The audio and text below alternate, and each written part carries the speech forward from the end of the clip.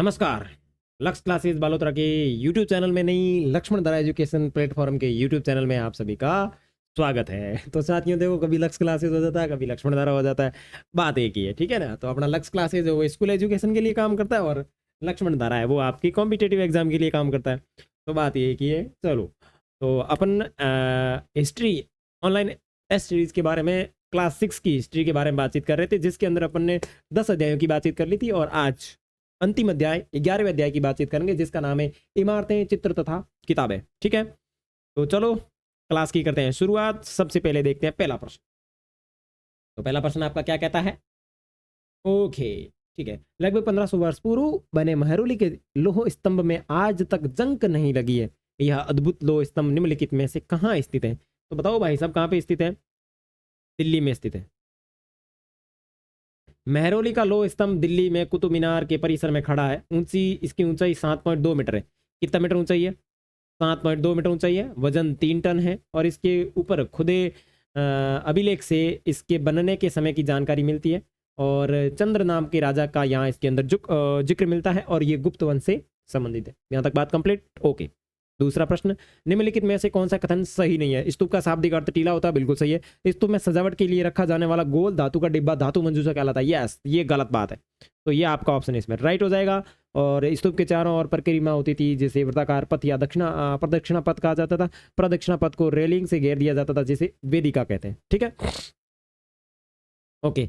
स्तूप का शाब्दिक अर्थ टीला होता है। स्तूप आकार में कभी गोल या तो लंबे, कभी बड़े या छोटे होते हैं। सभी स्तूपों में बुद्ध या उनके अनुयायियों के शरीर के अवशेष अथवा उनके द्वारा प्रयुक्त कोई चीज एक डिब्बे में रखे जाते हैं। इसे धातु मंजूषा कहते हैं। ठीक है ना, उसको धातु मंजूषा कहा जाती है, यानी उनके अवशेष रखे जाते हैं। स्तूप प्राय इन्हीं धातु मंजूषा के ऊपर रखा मिट्टी का टीला होता है और बाद में टीलों को ईंटों से ढक दिया जाता था। ये इसलिए इसके संदर्भ में जो बी कथन है वो गलत है और अन्य कथन सही है। वेदिका में प्रवेश द्वार बने होते थे, जिसे रेलिंग तथा तोरण प्राय मूर्तिकला की सुंदर कलाकृतियों से सजे होते थे। उदाहरण, अमरावती से लगभग 2000 वर्ष पूर्व के प्राप्त स्तूपों को सजाने के लिए शिलालेखों पर चित्र उकेरे गए थे। स्तूप निर्माण में राजा के अलावा व्यापारी, कृषक, श्रमिक भी योगदान देते थे। जैसे हाथी दांत का काम करने वाले श्रमिकों के संघ ने सांची के एक अलंकृत प्रवेश द्वार को बनाने में अपना खर्च दिया था। ठीक है, तो ये इस तरीके से डोनेट करते थे। ठीक है, उसके बाद में पूर्व मध्यकालीन आरंभिक हिंदू मंदिरों के संदर्भ में निम्नलिखित कथनों पर विचार कीजिए। मंदिरों में गर्भगृह नाम के स्थान पर ये लोग एकत्रित होते थे, नहीं, ये बात गलत है।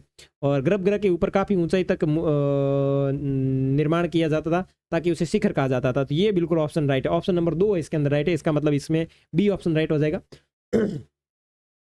और वह क्या देख लो कि मंदिरों का सबसे महत्वपूर्ण भाग गर्भगृह होता था, जहां मुख्य जो देवी देवता होती है उनकी मूर्तियां रखी जाती थी। ठीक है ना, उनकी मूर्तियां रखी जाती थी। विष्णु, शिव, दुर्गा आदि को रखा जाता था। अधिकतर मंदिरों में मंडप नाम की जगह होती थी जहां लोग इकट्ठा होते हैं। ध्यान रखना कौन सी जगह, मंडप है। ठीक है ना, और यह एक प्रकार का सभागार होता था। अतः कथन एक सही नहीं है।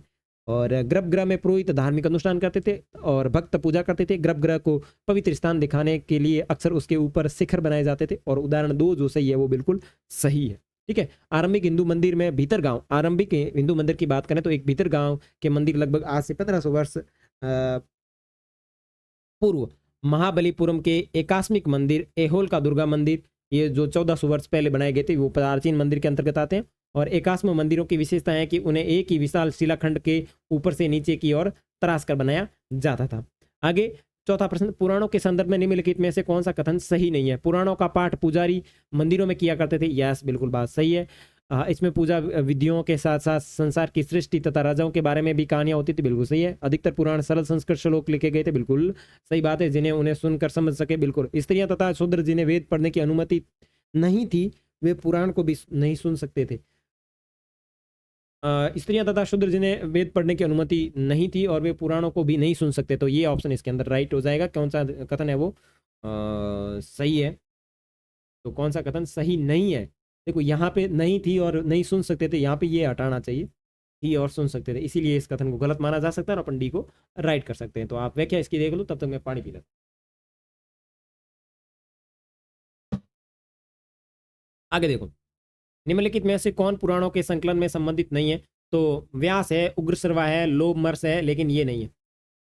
ठीक है, पुराणों की कुल संख्या 18 है, परंतु मत्स्य पुराण में लिखा है कि पहले पुराण एक ही था उसी से अन्य सभी पुराण निकले। ब्राह्मण पुराण के अनुसार वेद व्यास ने पुराण संहिता का संकलन किया है। विष्णु पुराण से पता चलता है कि व्यास ने अपनी पुराण संहिता अपने शिष्य लोमहर्षण को दिए और उग्र सरवाल लोमहर्षण के पुत्र थे। ये भी पुराण के संकलन से जुड़े थे। मखक कश्मीर के एक संस्कृत महाकवि थे। श्रीकंठ चरित महाकाव्य तथा मख कोश इनकी रचनाएं हैं। पुराणों के संकलनकर्ताओं में से एक व्यास द्वारा ही महाभारत का संकलन किया गया था। महाभारत का लेखन कार्य 1500 वर्ष पूर्व किया गया। ठीक है, आगे देखो। आर्यभट्टियम के लेख आर्यभट्ट निम्नलिखित में किससे संबंधित थे? तो आर्यभट्टियम के जो लेखक है वो निम्नलिखित में से किससे संबंधित है? तो छठा प्रश्न है आपका, उसके अंदर आपका हो जाएगा आर्यभट्टम ज्योतिष के भी लेखक है, खगोल के भी लेखक है और गणित के भी लेखक है। तो 1 2 3, तो इसमें डी ऑप्शन राइट हो जाएगा। और व्याख्या देख लो कि गणित तथा खगोल शास्त्री आर्यभट्ट ने संस्कृत में आर्यभट्टियम नामक पुस्तक लिखी थी। ये एक महान ज्योतिषविद थे, ज्योतिषविद भी थे। इन्होंने अपनी पुस्तक में लिखा है कि दिन और रात पृथ्वी के अपनी धुरी पर चक्कर काटने की वजह से होता है। और उन्होंने ग्रहण के बारे में भी वैज्ञानिक तर्क दिया है। उन्होंने वृत्त की परिधि को मापने की भी विधि ढूंढ ली जो लगभग उतनी ही सही है जितनी आज प्रयुक्त होने वाली विधि। बिल्कुल, ये बिल्कुल उन्होंने पहले ही बता दिया था। तो इसके अंदर जो ऑप्शन डी है वो बिल्कुल राइट और व्याख्या भी बहुत अच्छी तरीके से दी हुई है। उसके बाद में देखो 7वां प्रश्न, शून्य के संदर्भ में निम्नलिखित कथनों पर विचार कीजिए। भारत के गणितज्ञ ने शून्य के लिए एक नए चिन्ह का आविष्कार किया। ठीक है, और गिनती की एक पद्धति पहले यूरोपियों द्वारा अपनाई गई और इसके बाद पूरे अरब में फैल गई। ये बात बिल्कुल सही है। और उसके बाद में रोम के निवासी शून्य का प्रयोग कर किए बगैर ही गिनती करते थे। यस, तो यहाँ भी ऑप्शन राइट है। लेकिन भारत के गणितज्ञ ने शून्य के लिए एक नए चिन्ह का आविष्कार किया, नहीं ऐसा कुछ नहीं है। तो इसके अंदर जो सही है वो आपका दूसरा और तीसरा कथन है। और ऑप्शन के अंदर बात करें तो बी राइट है। और व्याख्या देखो कि कथन 1 और 3 सही है परंतु 2 गलत है, क्योंकि गिनती की यह पद्धति अरबों द्वारा अपनाई गई थी। तब यूरोप में भी फैल गई और अन्य अंकों का प्रयोग पहले से ही होता था। ठीक है, आगे देखो 8वां प्रश्न, कागज का आविष्कार निम्नलिखित में से कहाँ पे हुआ? तो कागज का आविष्कार सबसे पहले कहाँ पे हुआ था? कागज का आविष्कार चीन के अंदर हुआ था और चीन वालों ने इसको काफी टाइम तक दबा के रखा था। देखो, कागज का आविष्कार लगभग 1900 वर्ष पूर्व चीन में लून नामक व्यक्ति ने किया था। कौन से व्यक्ति ने किया था? लूण नामक व्यक्ति ने किया था। लगभग 1400 वर्ष पूर्व यह तकनीक कोरिया तक पहुंची और इसके तुरंत बाद ही जापान तक फैल गई। और लगभग 1800 वर्ष पूर्व ये बगदाद पहुंची। फिर ये बगदाद से यूरोप, अफ्रीका और एशिया के अन्य भागों में फैल गई और इस उपमहाद्वीप में कागज की जानकारी बगदाद से आई थी। तो उत्पत्ति चीन से होती है और जानकारी है वो बगदाद से मिलती है। देखो, सूची 1 को सूची 2 से सम्मिलित करना है तो फटाफट कर लेते हैं। तो प्रश्न कौन सा है? प्रश्न संख्या 9। तो प्रश्न संख्या 9 के अंदर सूची 1 को सूची 2 से सम्मिलित करने हैं तो आपके ये हो जाएगा सल्पादिकारम, ये चला जाएगा।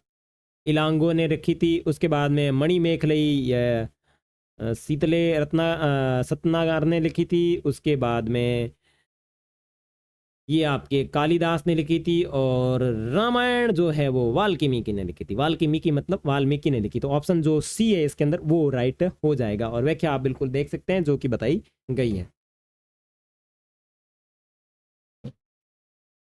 ओके, प्रश्न संख्या 10, मेहरौली स्थित लोह स्तंभ के संबंध में निम्नलिखित कथन पर विचार करें। इस स्तंभ पर अंकित शिलालेख में शासक का नाम उल्लेख है, बिल्कुल सही है। और इस शासक चंद्र की तुलना मौर्य शासक चंद्रगुप्त मौर्य से की गई है। नीचे दिए गए कथन में से सही कथन का चयन कीजिए। तो बिल्कुल ये मौर्य से इसकी कोई तुलना नहीं की गई है और अपना ऑप्शन नंबर 1 ही राइट है। इसका मतलब इसके आपके अंदर ऑप्शन जो राइट होगा वो केवल 1 राइट हो जाएगा। उसके बाद में स्तूप बनाने में प्रयुक्त कौशल के संबंध में निम्नलिखित कथनों पर विचार कीजिए। तो 11वां प्रश्न क्या कह रहा है? 11वां प्रश्न कह रहा है कि निम्नलिखित क्वेश्चन पर चर्चा करनी है। तो स्तूप के केंद्र में रखी गई एक छोटी सी पेटी अवशेष मंजूषा के रूप में जानी थी। यस, स्तूप के चारों ओर प्रदक्षिण पथ होता था जिसे नीचे दिए गए कोड में से सही विकल्प सुनिए। तो इसमें सी राइट हो जाएगा, दोनों कथन सत्य है। उसके बाद में 12वां प्रश्न देखो, मंदिर वास्तुकला के बारे में निम्नलिखित कथनों पर विचार कीजिए। गर्भगृह एक ऐसा विशाल कक्ष होता था जहां लोग इकट्ठे हो सकते थे। नहीं, ये बिल्कुल गलत है। 12वें के अंदर पहला है वो बिल्कुल गलत है। मंडप वह स्थान होता था जहां मुख्य देवता की प्रतिमा रखी थी। ये दोनों कथन उल्टे दे दिए। ये वाली लाइन इसमें आनी चाहिए और ये वाली लाइन इसमें जानी चाहिए। तो इसका मतलब ना तो डी सही है, ना तो 1 सही है, ना 2 होना चाहिए। तो इसमें डी ऑप्शन राइट हो जाएगा। उसके बाद में स्तूप बनाने में प्रयुक्त कौशल के संबंध में निम्नलिखित कथनों पर विचार कीजिए। स्तूप के केंद्र में रखी गई एक छोटी सी पेटी को अवशेष मंजूषा के रूप में जाना जाता था और स्तूप के चारों तरफ एक प्रदक्षिणा पथ होता था जिसे नीचे दिए गए कोड में से सही विकल्प का चयन कीजिए। तो 13 के अंदर स्तूप के चारों ओर प्रदक्षिणा पथ होता था। स्तूप के चारों ओर प्रदक्षिणा पथ होता था, ओके। और स्तूप के केंद्र में रखी गई एक छोटी सी पेटी होती थी जिसे अवशेष मंजूषा कहते हैं। तो ये बात तो आ गई है शायद ऊपर, ये रिपीट हो गया प्रश्न, कोई दिक्कत नहीं। आगे देखो, मंदिर वास्तुकला के बारे में निम्नलिखित तथ्यों पर विचार करें। गर्भगृह एक ऐसा विशाल कक्ष होता था जहां लोग इकट्ठे हो सकते थे, और मंडप एक ऐसा स्थान जहां मुख्य देवता की प्रतिमा रखी जाती थी। ये भी वापस रिपीट हो गया, कोई बात नहीं। प्रसिद्ध तमिल महाकाव्य मणिमेखलई किसके द्वारा रचित किया गया था? तो प्रसिद्ध महाकाव्य मणिमेखलई जो है वो किसके द्वारा लिखा गया? तो इसके रचनाकार जो थे रत्न नार रचना करते, और जिन्होंने लगभग 1400 साल इसको पहले लिखा था। उसके बाद में बात करें 16वां क्वेश्चन, पुराणों के संबंध में निम्नलिखित तथ्यों पर विचार कीजिए। तो पुराण संस्कृत भाषा में लिखे गए थे, और पुराण हर किसी को सुनने के लिए नहीं थे। तो इसमें देखो, पुराण को सरल संस्कृत भाषा में लिखा गया था, और इसका अर्थ हर कोई सुन सकता था, जिसमें महिलाओं और शूद्र भी शामिल थे, जो इनको वेदों का अध्ययन की अनुमति नहीं थी। तो वो लोग सुन सकते थे, लेकिन इनको अनुमति नहीं थी। ठीक है ना? तो 16वें के अंदर ऑप्शन अपना ए राइट हो जाएगा। ठीक है ना? सुनने नहीं थे, बिल्कुल सुन सकते थे। पुराण हर किसी को सुनने के लिए नहीं थे, बिल्कुल सुन सकते थे लेकिन पढ़ नहीं सकते थे। ठीक है, आगे देखो 17वां प्रश्न, दो संस्कृत महाकाव्य महाभारत तथा रामायण बहुत लंबे समय से लोकप्रिय रहे, निम्नलिखित कथनों पर विचार कीजिए। पुराण और महाभारत दोनों को व्यास द्वारा संकलित किया गया माना जाता है, और वाल्मीकि को संस्कृत रामायण के लेखक के रूप में मान्यता प्राप्त है। तो दोनों कथनों में से कौन सा कथन है वो राइट है? तो दोनों कथन राइट है, बिल्कुल दोनों कथन राइट है, और इसमें आपका जो ऑप्शन है वो सी ऑप्शन राइट हो जाएगा, दोनों 1 और 2। ठीक है, आर्यभट्ट से संबंधित निम्नलिखित कथनों पर विचार करें। अब देखो 18% जो है वो आर्यभट्ट से संबंधित है। क्या कह रहा है? वो एक गणितज्ञ थे, बिल्कुल सही बात है, गणितज्ञ थे। वो एक खगोल वैज्ञानिक थे, बिल्कुल थे। उन्होंने संस्कृत में आर्यभट्ट में रचना की थी, बिल्कुल की थी। तो इसके अंदर ऑप्शन जो है आपका डी ऑप्शन राइट हो जाएगा। आगे देखो, आयुर्वेद स्वास्थ्य विज्ञान की एक प्रसिद्ध प्रणाली है जिसका विकास प्राचीन भारत में हुआ था, निम्नलिखित कथनों पर विचार कीजिए। ठीक है, तो चरक और सुश्रुत आयुर्वेद के प्रसिद्ध चिकित्सक थे, बिल्कुल चिकित्सक थे, सही बात है। और सुश्रुत ने सर्जिकल विधियों का विस्तृत वर्णन किया। नीचे दिए गए कोड में से सही विकल्प का चयन कीजिए। तो इसके अंदर जो ऑप्शन राइट हो जाएगा वो सी राइट हो जाएगा, 1 और 2। तो इसी के साथ आपके इतिहास विषय कक्षा 6 के इतिहास विषय की सारे ऑनलाइन टेस्ट यानी MCQ टेस्ट, मतलब जो अपन ने देखा वो, उसके बाद में one liner GK and notes और क्लासें पूरी की पूरी कंप्लीट होती है। मैं एक बार पुनः आपको बता देता हूं कि अपन ने क्लास 6 के इतिहास विषय के अंदर व्याख्यात्मक क्लास, जो कि लक्ष्य क्लासेस बालोतरा के यूट्यूब चैनल के ऊपर दी हुई है। उसके बाद में notes and one liner GK के क्लासें पूरी, जो आपके 11 अध्याय हैं उनकी पूरी क्लासें लक्ष्मण धारा यूट्यूब चैनल के प्लेलिस्ट के अंदर दी गई है, और उसी प्लेलिस्ट के अंदर ये अपने MCQ की क्लासें दी गई है। अब इनसे संबंधित अगर आपको नोट्स की अभी जरूरत है, आप कह रहे हो कि भाई हमारे एग्जाम आ गया, आप हमारे को नोट्स सेंड कीजिए, तो आप मुझे इस वीडियो के नीचे कमेंट कर सकते हैं। मैं आपको हर संभवतः प्रयास करूंगा देने का। बाकी मैं अपना खुद का ऐप बना रहा हूं, जिसके अंदर नाम मात्र की प्राइस के अंदर आपको ये नोट्स मिलने वाले, लगभग जो भी आपके नॉर्मली प्राइस रहती है उसके अकॉर्डिंग। ठीक है, तो उम्मीद करता हूं आपको चीजें अच्छे से समझ में आएगी। मिलेंगे अब नेक्स्ट के अंदर, तब तक के लिए बाय बाय।